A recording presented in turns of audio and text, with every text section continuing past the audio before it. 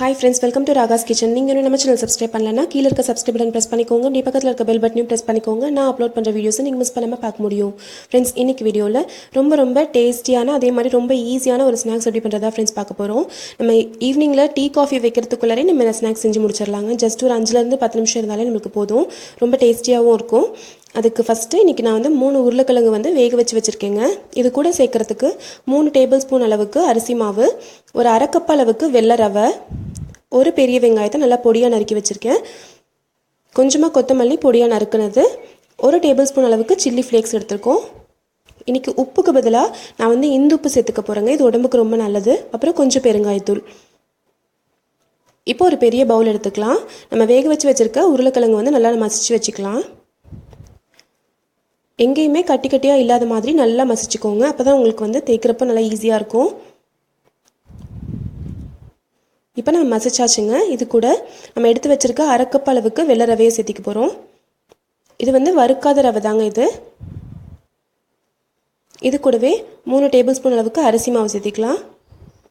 பொடியாக நறுக்குன வெங்காயம்,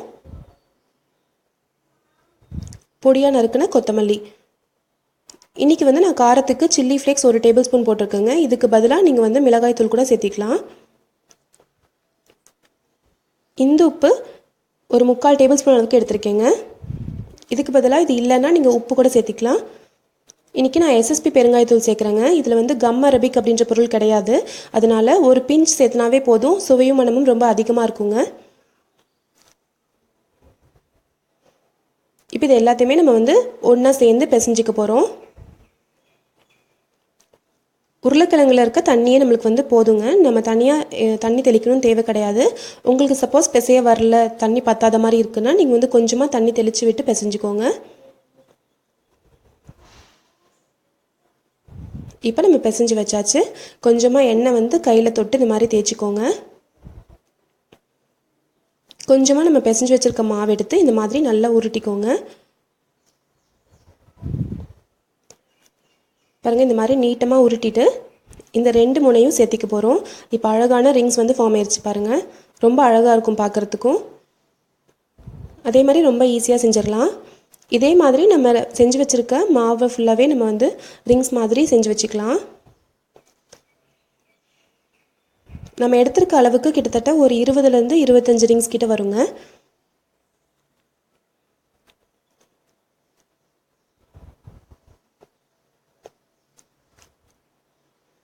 இப்போ நம்ம எல்லாமே ரிங்ஸ் மாதிரி ஃபார்ம் பண்ணிட்டோம். இப்போ இது வந்து நம்ம எண்ணெயில் போட்டு பொரிச்சு எடுக்க போகிறோம்.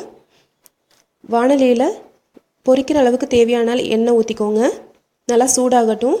நம்ம இதை வந்து ஃபுல்லாகவே மீடியம் ஃப்ளேமில் வச்சு தாங்க பொரிக்கணும். இப்போ எண்ணெய் நல்லா சூடாயிருச்சு. ஒரு 4லேருந்து 5 ரிங் வந்து ஒரு டைமில் நம்ம வந்து பொரிக்கலாங்க. உங்களுக்கு எண்ணெய் எவ்வளோ ஊற்றி வச்சுருக்கீங்களோ அதுக்கு தகுந்த மாதிரி நீங்கள் வந்து ரிங்ஸ் போட்டுக்கோங்க.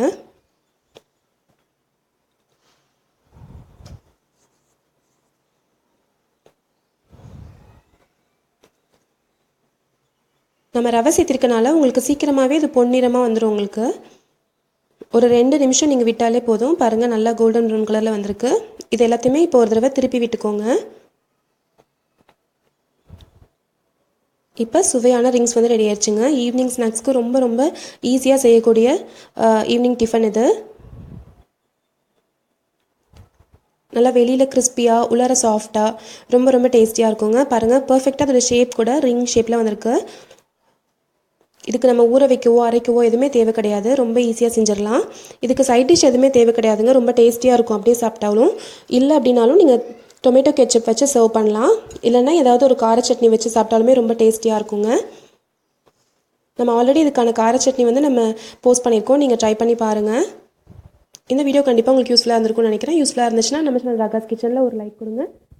ஷேர் பண்ணிக்கோங்க.